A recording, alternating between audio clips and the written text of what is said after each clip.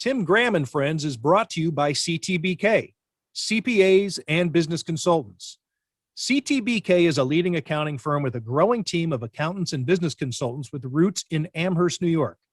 CTBK pairs every project with a focus on a human connection between its team and the client.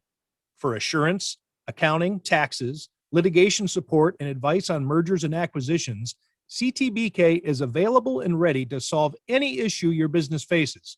For a consultation or to request a quote, call 716-630-2400.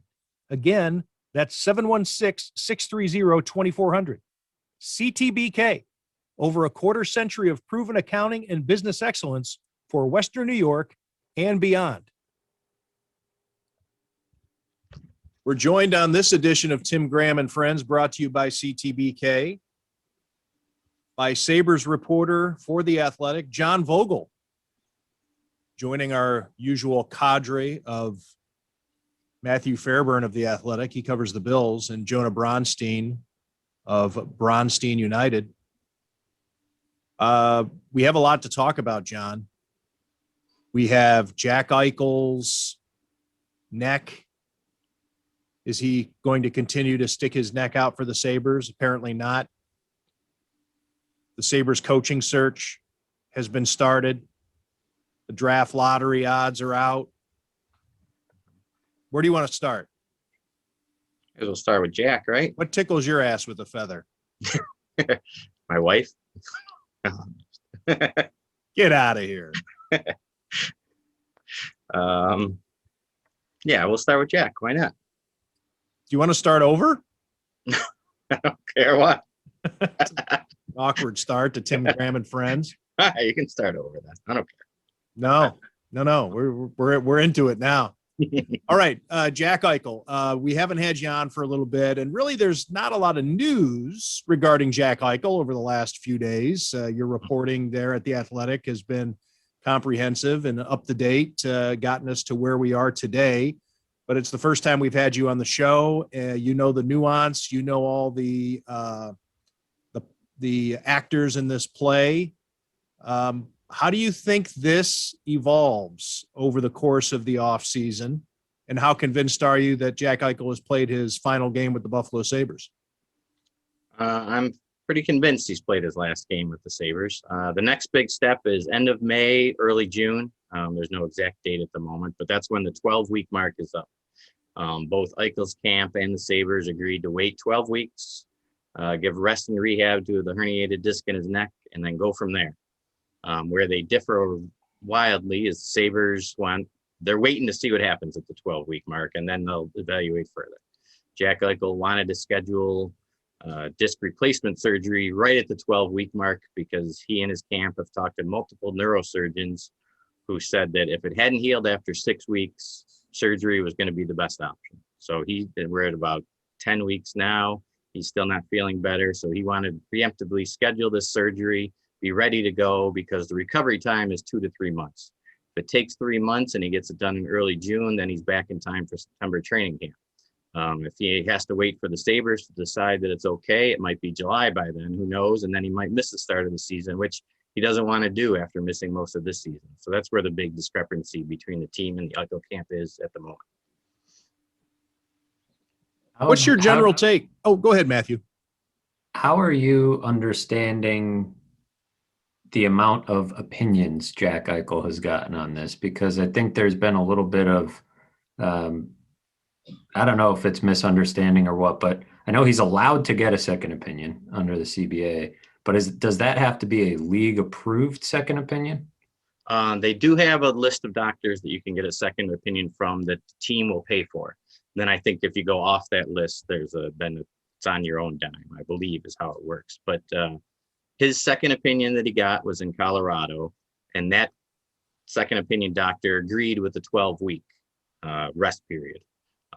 So Eichel's going along with that. And then after he got the second opinion, he got multiple opinions after that from neurosurgeons. He kept talking, he kept digging into it more because he was feeling pain. And as he said, one day he wants to be a dad and a husband. And he's heard that if the if they fuse together, it could be long-term problems. He might have trouble lifting his kids. He wants to get it taken care of, and his camp is convinced that a surgery is the best way to get this fixed.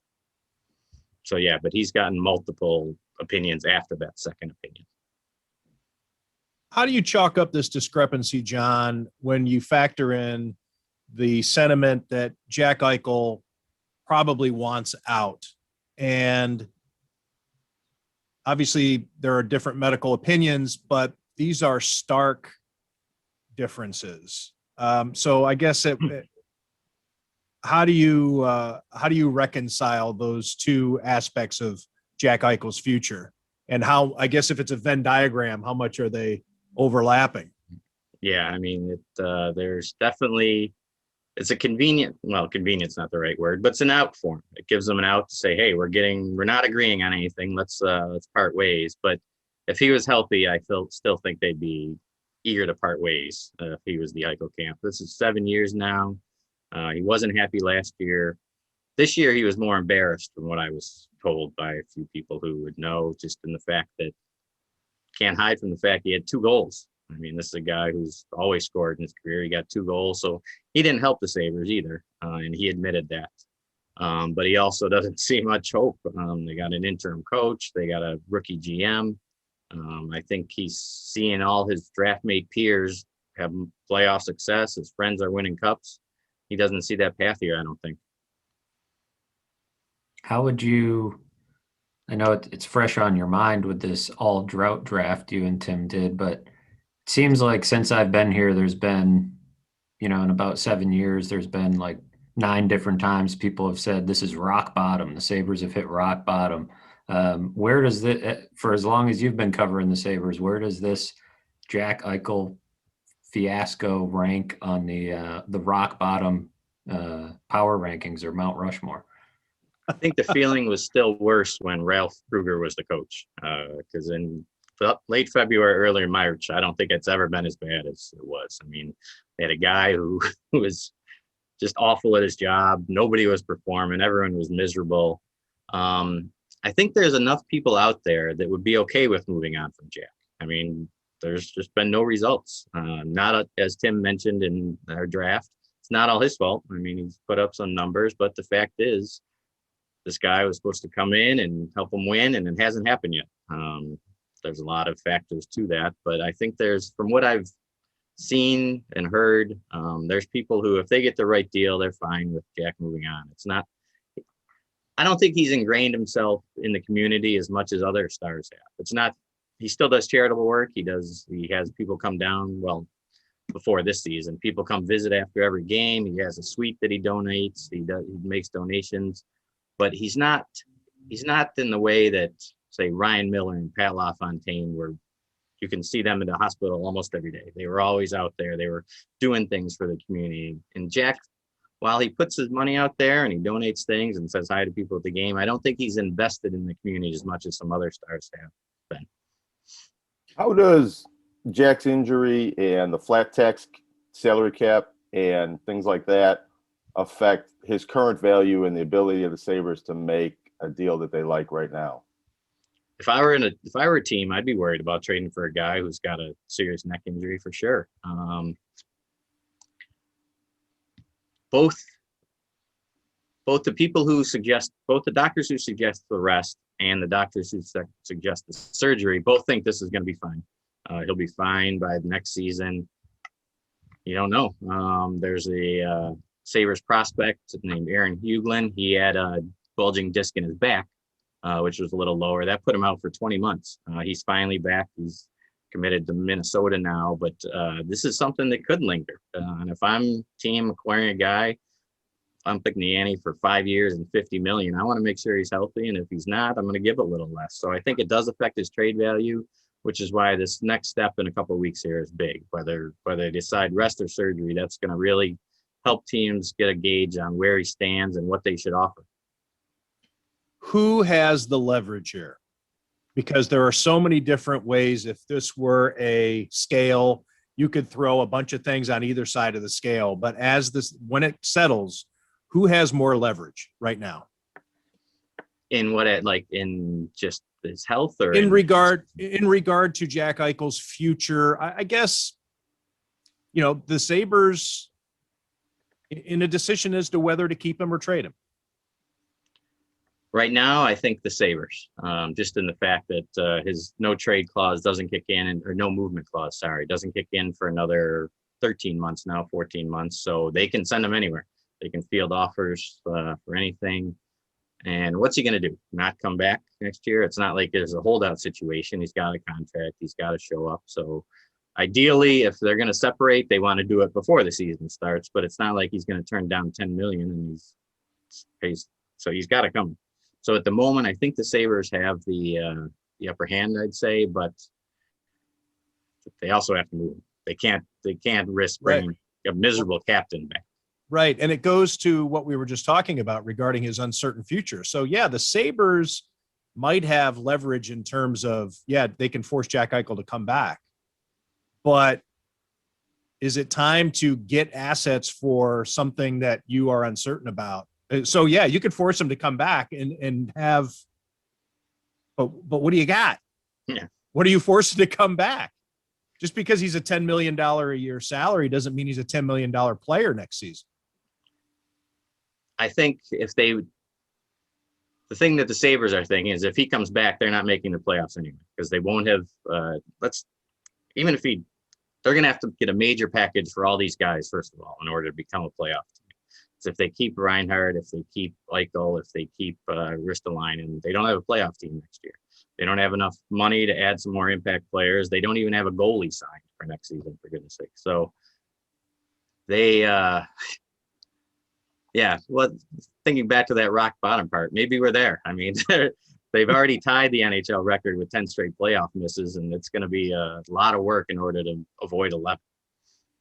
So is Kevin Adams up to this task? I don't know. I'll let Tim answer that. He's a little more. Why me? I don't know. Hell, I probably not. I mean, I've said it before on this podcast that if it works out, it will be a stroke of luck. It will be a lightning strike of a miracle that a general manager with no experience, who is just only now starting to get help, is still short-staffed on his scouting. And that's not to say that this was my opinion, just in the last few weeks based on how the season ended. This was my thought when they hired him, and especially when he went into the season with no assistant general manager, with a totally cut to the bone scouting staff, relying on video.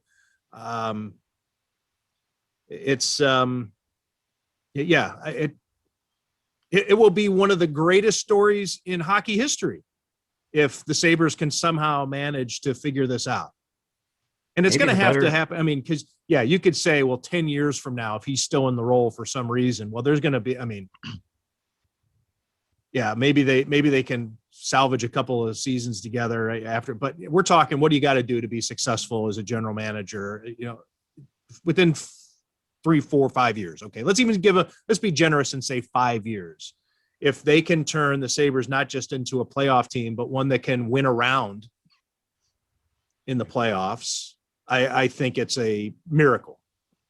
Maybe the better question is, can either of you in all of your years covering hockey, covering the NHL, remember a team that had this many questions?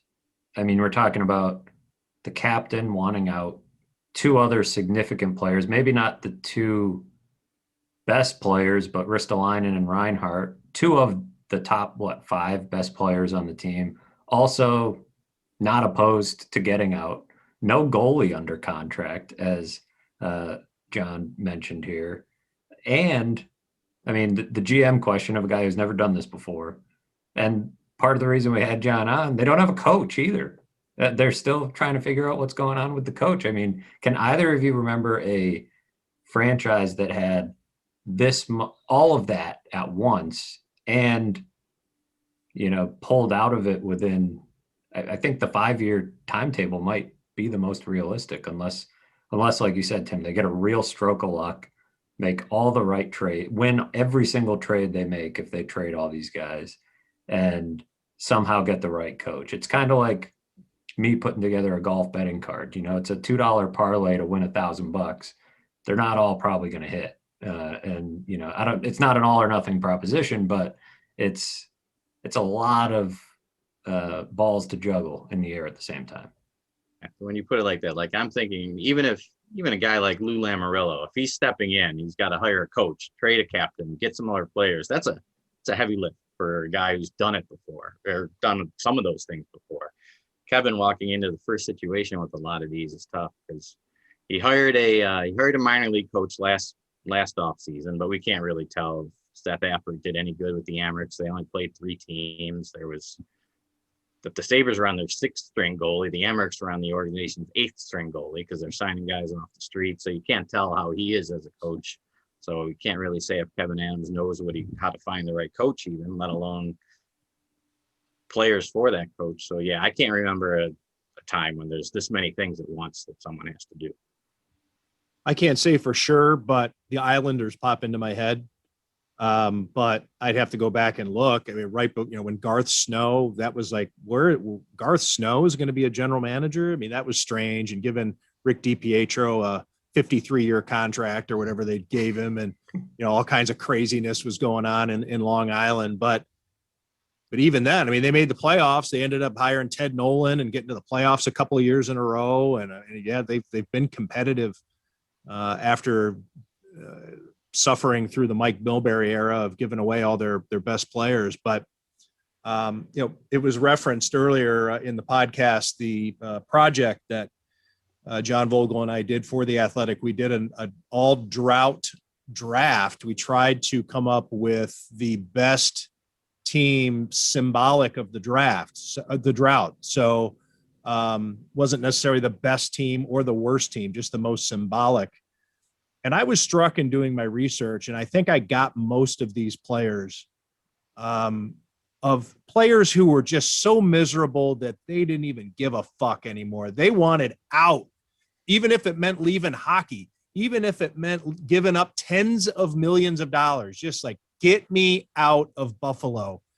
I mean, when I was covering hockey, I mean, you didn't even hear that in the hinterlands.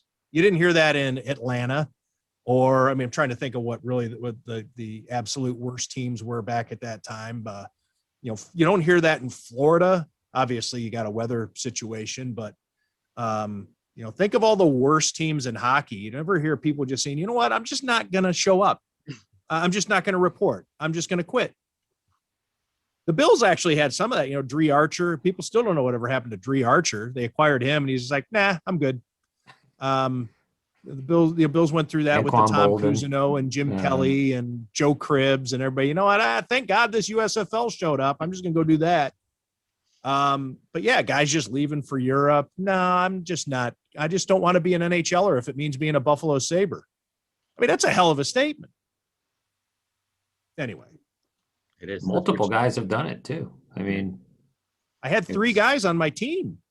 It's almost, I think it's part of what makes this summer and off season such a tightrope for Kevin Adams to walk, because you can almost, everybody I think can probably envision Jack Eichel going somewhere else and being in the MVP race next season. Oh. Like, I don't think anybody's going to deny his talent. Has the production always been there? Is the leadership on point? People like to debate that, back and forth all day long, but it's not that hard. If it can happen for Ryan O'Reilly, if Zach Bogosian can lift a Stanley Cup, like, it's not that hard to see this guy. I mean, Taylor Hall, I think, is the latest example of listening to that guy talk after watching him play earlier this year is like, are you kidding me? And like watching him play, how much better he is now than he was a few months ago. It's like, that is the root of the problem. I don't know how you solve that part of the problem, but if it's permanently broken, then, I don't know. You're going to have a hard time turning that part around. It is like the Islanders or like these teams that were just like, oh man, you don't want to go there. All it takes is, a couple winning seasons to turn it around. But obviously a couple winning seasons is not that easy to pull off. So yeah, Reinhart, Ristolainen, Eichel, are those guys going to be lifting a cup somewhere? And are they going to be putting up huge goal totals and playing in playoff games? And how are you going to feel as a Sabres fan if you're watching that? Yeah, and that kind of leads into why there's a little fan revolt against Adams. Both Adams and his new associate GM, Jason Carmano, said, we're going to get this right with people who want to be here. And, well, who the hell wants to be here? I mean, you don't have enough players to fill out a roster if you're only going to go with people. Ryan Vins wants to be here. Yes, true. Yeah, let's get a bunch of guys who have no other options. Yeah. The Benoit Pouliot's of the world. That didn't already work. And yeah, there's be Miracle Tom on Ice Askey's still 2.0. available. He's around town somewhere. He's in town of Tonawanda, I think. Mm-hmm.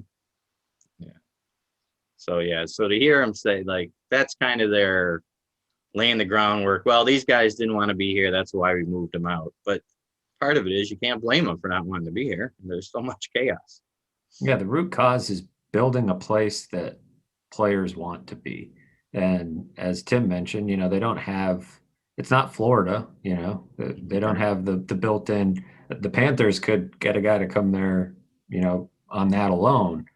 But it's not like in football, I don't think. Tim had written multiple stories about the Bills being Siberia to free agents, but I don't think location is a big problem as big of a problem in hockey.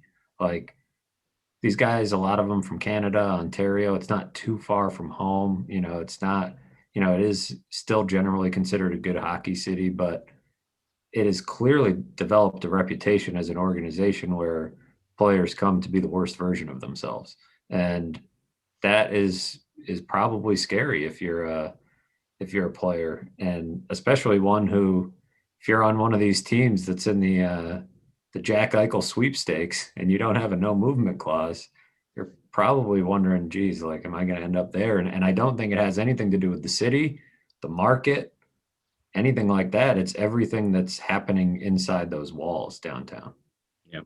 Yeah. One of the Columbus goalies, when the Blue Jackets were on a losing streak, he's like, well, listen, we don't want to turn into Buffalo, which is how people think they're just a team that just keeps losing. And that's all that this is for 10 years now. It's a team that loses. And yeah, you get the people who want to come here are the family guys like Matt Molson, who are on the back nine of their career. They're a nice place to live. The kids will like it. Or guys like Jeff Skinner, who wanted to be here so his parents could come and drive down an hour and a half away, and he doesn't have to have the pressure of the Maple Leafs as a Toronto resident. So you get the guys who are local and family men, but those aren't the guys you can build a team around anymore, really.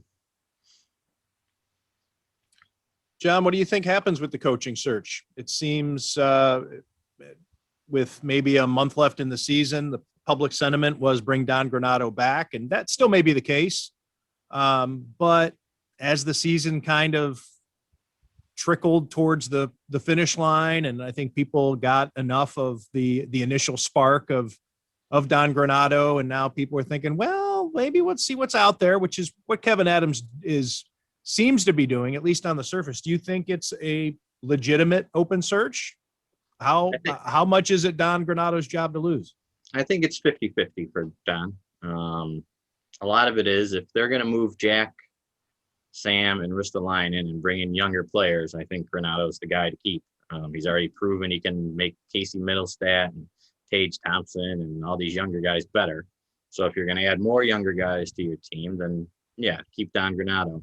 However, if you're going to try and keep Jack, if you're going to try and keep Reinhart through the trade deadline, keep Ristolainen for one more year, then maybe you do look at a Bruce Boudreau. They said that, I saw a report today, they're going to definitely talk to Boudreau. They're going to talk to Rick Tocchet. I'd have to assume John Tortorella's on the list. At least want to talk to the guy. But I'd say it's 50-50 that it's Granato's job at this moment, which if you had said that a year ago, I don't think anyone would believe that. What are your thoughts on that going into next season with Don Granato as the coach? I like it. I do. I think he's fine. I mean, he down the stretch, I don't have the right. I think it was 9-11-3 or something with the 5th and 6th best goalies of the year. I think he knows what he's doing. He said he gave a teaser in his exit interview saying, "You haven't seen all my coaching yet. I got things that I want to do. I was just coaching to the situation of a last place team trying to develop people." So I think he's got enough respect from people who worked with him in the past that I think there might be something there. He's good for our purposes. Sabres PR told me a story that he didn't like one of the answers he gave a reporter. So after the Zoom wrapped up, he's like, "You think I should call him and give him a better answer? I don't really like what I told him." And he said, "No, I think it was good enough, but that's for our purposes. I mean, what more do you want? That's good stuff right there." And Do you you talked think about the Sabres. Their new motto seems to be wanting to win with the people that want to be here. And you could maybe apply that to the fans as well. For the last couple of weeks of the season, months of the season, nobody wanted to be in that building. How much do you think that factors into the coaching hire in the offseason? Do the Sabres need to make moves that re-energize the fan base? And is there anything that can be done to get people excited again by October? I really don't know what they can do to excite this fan base. At least to make them buy tickets. I mean, there could be excitement to watch again, but actually put money down, I don't see anything happen. Especially in a city that's already seen coaching splashes such as Rex Ryan and different team, but that didn't go well. So I think that was the only part of Kevin Adams' exit interview where I think he missed the mark. I mentioned that, hey, people didn't come. How do you want? Because he had mentioned earlier in the chat that, yeah, we got to connect. We have a disconnect with the fans. We got to fix. And I said, you mentioned that. And part of it was you opened the doors and no one came. And he kind of chalked a little bit of it off to, well, they had to go through a lot of hoops. They had testing and whatnot. I don't think that had anything to do with it. People, if you had given them a free ticket and no test, they still wouldn't have gone. I mean, for the last, 3 seasons, you can get tickets for $6 on StubHub. So this is something going back, and you can't just chalk up this uninterest in testing and COVID. I mean, there's a deep disconnect with this fan base, and I know a lot of people who would not spend any money to come watch this team, no matter what they do, until they really start proving that they're worth the people's time and money. Are there any foreseeable Taylor Hall / Eric Stahl moves to be made? Because as much as we can look back on those now as silly, and I think we didn't call them silly. I think we were skeptical. We were skeptical when those happened. Everybody loved the Taylor Hall, at least on this podcast when we had Chris Baker on. Everybody seemed to think I didn't. was going to be a great combination. I predicted that it was they were signing him for a draft pick, and Eric Stahl, I didn't really have an opinion on because of his age, but the Taylor Hall signing, especially at the 1 year, I said this is a draft pick waiting to happen. But it did get people re-energized and thought it got the owner, at least based on the embedded show that you've referenced in your work, John, got the owner thinking Stanley Cup. The number one fan right there. But yeah, I guess there are those players out there that might not have any control, like Eric Stahl. He didn't pick Buffalo. He didn't say, "Hey, trade me to Buffalo." But there are some teams out there that might just be willing to get rid of a name player that desperate fans, I should underscore desperate fans, can huddle around like hobos over a flaming garbage can out in a parking lot or an alley somewhere. I think the most realistic trade option, having talked with our Calgary writer at The Athletic quite a bit, I think the Flames are looking to shake up their organization the same way. They just have some talented people, and it just isn't working.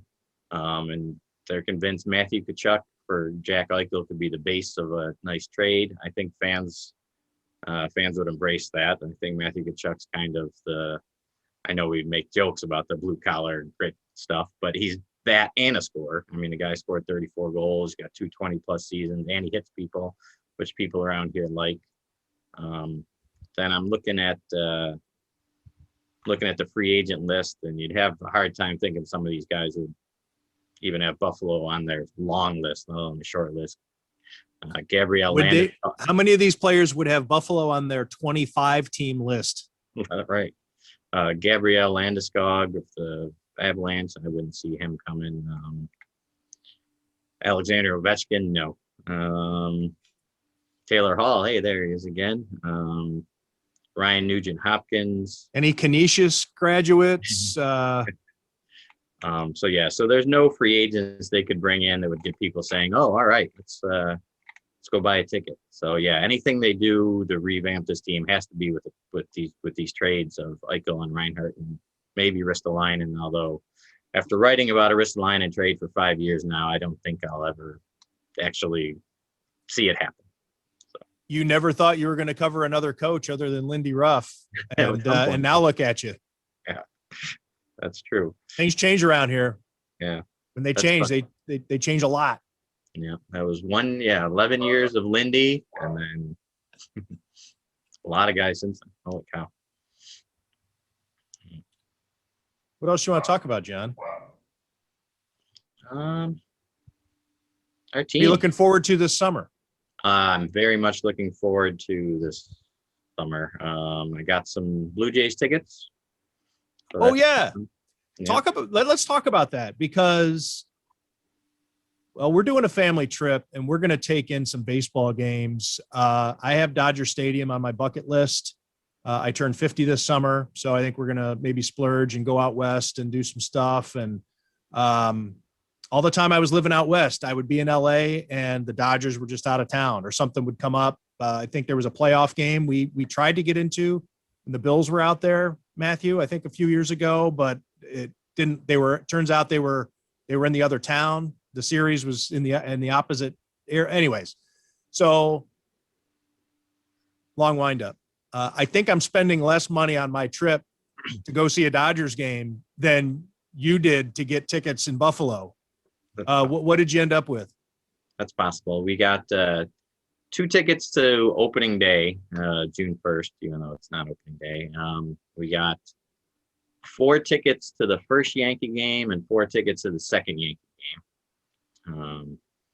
We would have tried for the third, but I have a wedding rehearsal that day, so couldn't do both.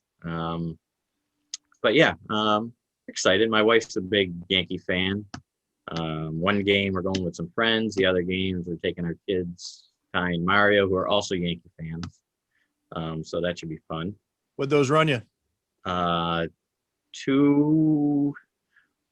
first game against the Marlins was $60 each. And then the Yankee games were, I think, around, the one was 206 or something. And then the other one was 160. So where you sitting? One is next right to behind Derek Jeter for the first game, I hope. And then next to whoever's playing second base for the Yankees now. Yeah, we're right. The ones that were more expensive were just to the right-hand side of home plate, 6th, 7th row, I think it is. So yeah, we could throw peanuts in the dugout if we want to. And then the other ones are just third baseline, just past the dugout. So yeah, they're good seats. What are your thoughts on sitting behind the net? I don't usually like it. But when we went to see the Blue Jays a couple years ago, we were right behind home plate where the netting was. And it didn't, by the second inning, I didn't notice much. So it was fine. I find it to be a good vantage point behind home plate. I like sitting behind the dugout, and I would do the fan view on StubHub when we go down to the Pirates game, our annual trip to PNC Park, which is my favorite park, and always sit behind the Pirates dugout, spend a little extra money because it's a family trip. It's, my one baseball game a year really. And hate the net. So I always avoid the net. And then StubHub didn't update its seating graphics where you can see the field from your seat, the little app that they have. And so I spent a lot of money on those tickets and sit down and come walking down the steps. And it's just, it went net because the end in Major League Baseball extended goes net way down the line now. Yeah, I think it's different from that angle because you're taking more of a long-term focus still on the actual action. And when you're at home plate, you're right behind home plate where John's going to be. You're so close that the net, you get used to it pretty quickly. But when you're farther away, the net becomes a little bit of a pain. It's kind of similar in hockey, but that's why sometimes I like being up top in hockey a little bit better. You get to see everything, but Yeah, from the baselines, the net is a bit of an obstruction. The only advice I got for you if you go to that LA game is do not throw up gang signs because you will get kicked out immediately. Well, thank you for that, Yes, I because don't know if you have any gang signs in your repertoire, but the Dodgers were playing the Yankees during the NHL draft one year. So our good friend George Richards and I went and got some tickets.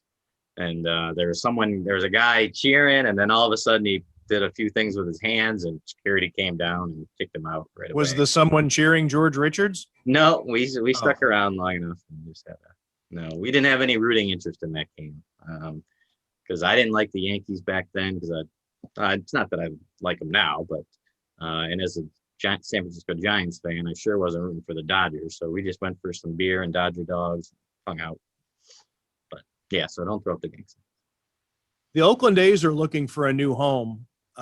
Oakland Coliseum is a wreck and has been for decades. And now that the Raiders are gone, I think the city of Oakland thought that they could just rehab that as a baseball only stadium, but it's fallen apart. And the A's are now threatening to leave if they don't get a new stadium. So I ask you, John Vogl, and then open it up for the class. Would you trade your NHL team for a Major League Baseball team? Would I personally? Mm-hmm. No, because I couldn't even, I like baseball. I like it a lot. It might be well, no, I still like boxing more, but I like baseball. But even if they were in town, there's no way I'd go to 81 games, home games. I'd go to 4, 5. So I don't think, I wouldn't do it, but I think it would be successful only because the Sabres have to compete with the Bills for 2 solid months. And there's no competition until the end of the season.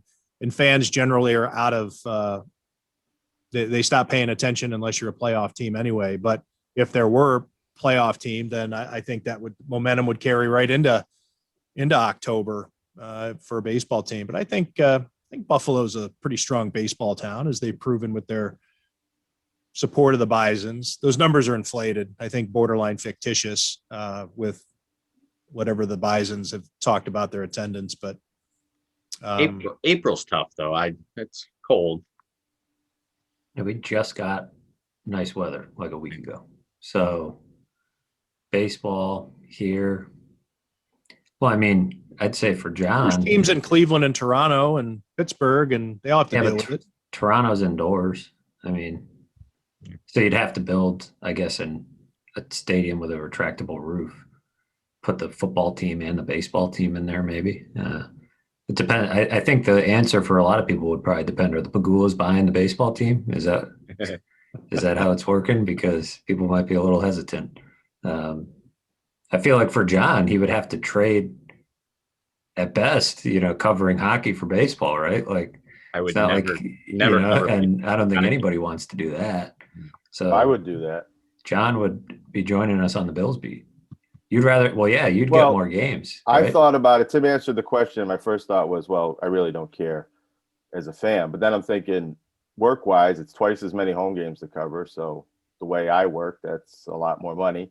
And the arena's freezing. No matter when the game is being played, it's an uncomfortable experience sitting in there covering it, I think, just from a temperature and atmosphere standpoint, and covering the baseball games in nice weather. Maybe that's not the case in April and October, but for most of the season, it's a nice day at the park. Maybe it gets old after a while. I don't know. But I hate when people bring this up. Usually it's in the context of, I'd trade the Sabres and the Bisons and I'd throw in the Buttes if we could get the Buffalo Braves back. And then people have this conversation like that happens. Like you can just trade in, trade up, go to the dealership and say, I got these 3 minor league franchises and the Sabres that are borderline major league. Can you give me a real major league team? And it doesn't work that way. It's also not really a good it's kind of like the Jack Eichel trade conversation. This would be a very bad time to trade the Sabres. It would be, they're damaged goods at the moment. You might low. be able to get the Oakland A's. It's true. Well, And Oakland Portland A's have really great wants the uniforms. the Buffalo A's, I think would be pretty good. I don't think. Las Vegas might end up with both Oakland teams. Yeah, I think Las Vegas is a better location in general. I mean, weather is a problem. Probably not too much worse than Cleveland, you're right, or Boston. It's probably not dramatically worse, but this is and can be a hockey town. And it would, I think that would obviously Wait, let me stop you right there. It's funny to hear Matthew say that. I've never seen it. Yeah. I've never seen it. And All- I'm not People I'm all not ever since I've been here begrudging what said you just said, but you said this can be a hockey town. it's not. There were right now. discussions before you got here, Matthew, of is Buffalo an NFL town compared to how much it was a hockey town. I mean, it was people. There would have been a discussion back in 2006, 2007, if you said you're only allowed to have one team, one major league team. When Ralph Wilson dies, the Bills are leaving.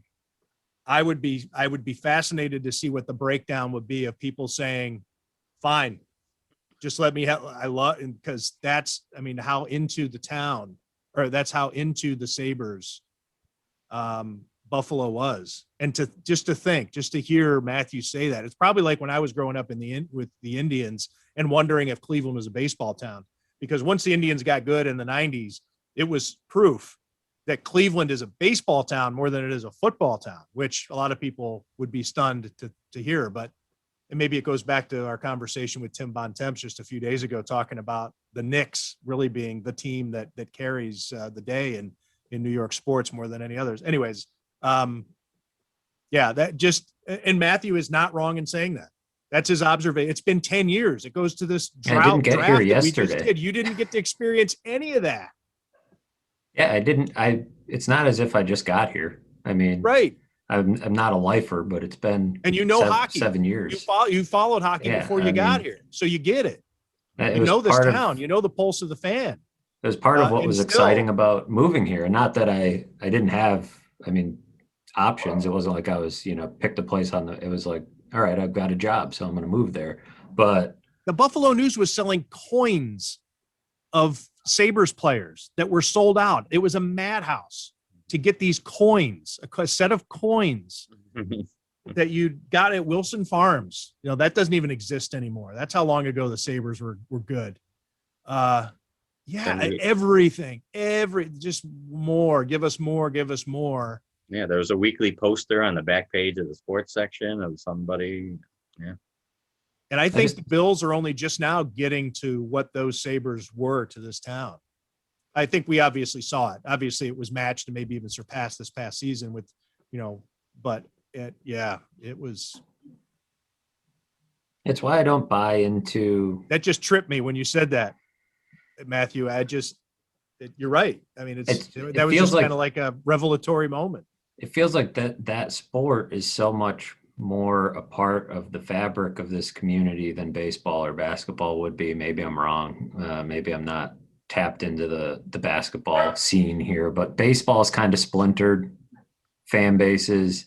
Toronto's real close. The idea, to Jonah's point, when it gets brought up, it's like, okay, cool. It's not happening. You don't just get to trade, but I get pretty annoyed by the whole, like, oh, just get an NBA team here, swap out the hockey for the NBA. It's like, this is supposed to be a hockey city. It is like one of a handful in America that you can say hockey can be the number one sport if things are going well. I think, want to talk about rock bottom. That would be rock bottom if somehow they ever lost the team. And it's probably not completely unheard of for it to happen. We've seen, stranger things happen, and teams, cities lose their teams all the time. But that sport is supposed to be here, and it's supposed to be it's a big deal to people beyond just the Sabres. And it would be nice to see what everybody always has been telling me since I moved. Oh man, just wait. Oh dude, just wait until the Sabres are good. This place is going to be on fire. Well, still waiting. I think maybe a more realistic or productive conversation to have is whether the power brokers and the people in Buffalo can make this Blue Jays thing a little bit more permanent, a series or a game, or somehow getting this team to come back here every year, and as long as they're affiliated. And you could extend that to, the never going to get an NBA team here in Buffalo, but you might be able to get NBA games preseason. A reverse Bills payback. Something like that, and preseason especially, but even maybe 1 or 2 regular season games if you establish that the market can bear that and would be excited about that, and that would be a moneymaker for the teams in the leagues. And I think there should be more being done with the people that run the arena and the ball. I think the Bisons are doing everything they can. They probably are working very hard to get as much as they can. But Buffalo in general, we're not going to get 81 baseball games in this town again after this pandemic situation. But if we could get 3, that would be pretty cool every year. Might make some fans too for the Blue Jays. I think there are a lot of people wandering lost in the MLB landscape. I know there's Yankees fans and there's Red Sox fans and Indians fans and Pirates fans, but how many of those are just sort of casual and would say, you know what, this is Buffalo's team now. There are Blue Jays fans here too. What was it like, John and Jonah, when the Blue Jays were winning in the 90s, when they won their World Series? What was it like in Buffalo?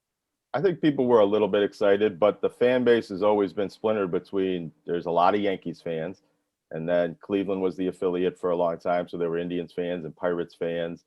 And so I don't think that, because back then they weren't affiliated with the Blue Jays. So I think people were excited that the Blue Jays were good and they were very close, but I don't think that the Blue Jays have ever really been accepted as Buffalo's favorite team until maybe they're on the precipice of that now.